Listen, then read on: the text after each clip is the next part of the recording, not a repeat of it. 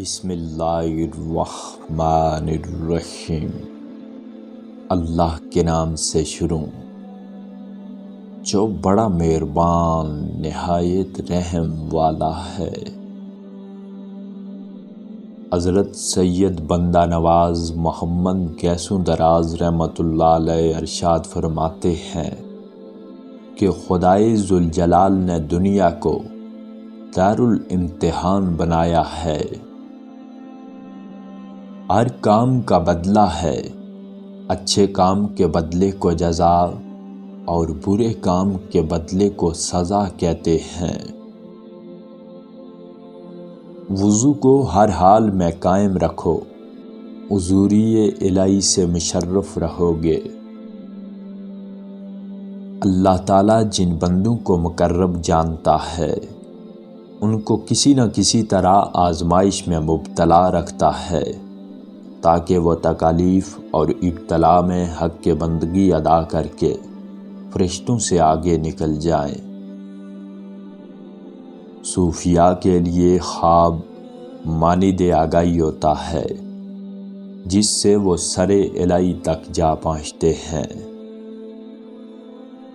خواب اللہ تعالیٰ کی طرف سے ہے اور اللہ تعالیٰ کے فضل پر کوئی اختیار نہیں۔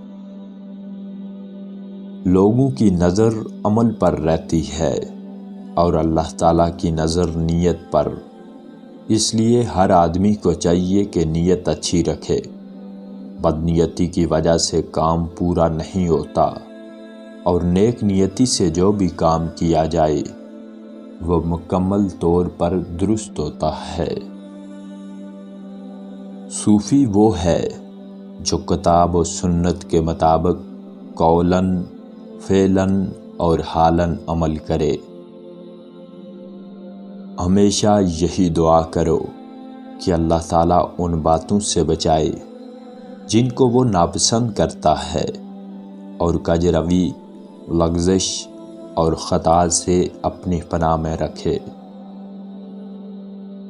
گناہوں سے پرہیز کیا جائے تو دنیا میں مزے ہی مزے ہیں، ویسے بھی تو دنیا کے دم بھر کے مزے کی خاطر گناہوں میں مبتلا ہونا عقل و شعور کے منافی ہے۔ اللہ تعالیٰ سے خوف اور موت سے بے خوفی مسلمان کا طرۂ امتیاز ہے۔ اللہ تعالیٰ آسمان و زمین اور ہر شے کا اجالا اور ہر شے پر محیط ہے۔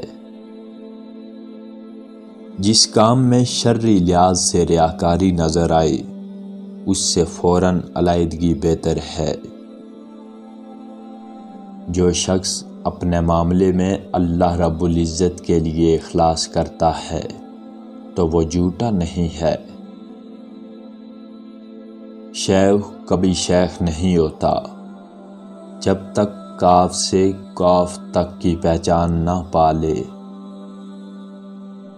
ذکر وہ ہے کہ اپنے وجود سے تجھ کو تجھ سے غائب کر دے اور تجھ سے اپنے شہود کی وجہ سے ہوش لے لے۔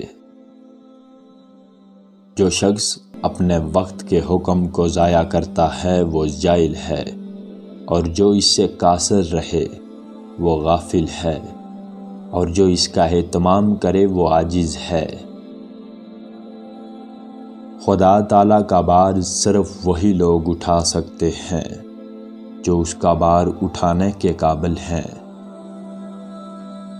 جس نے خود کو خدا کے ساتھ وابستہ کر لیا وہ فتنہ و فساد اور شیطانی وسوسوں سے نجات پا گیا۔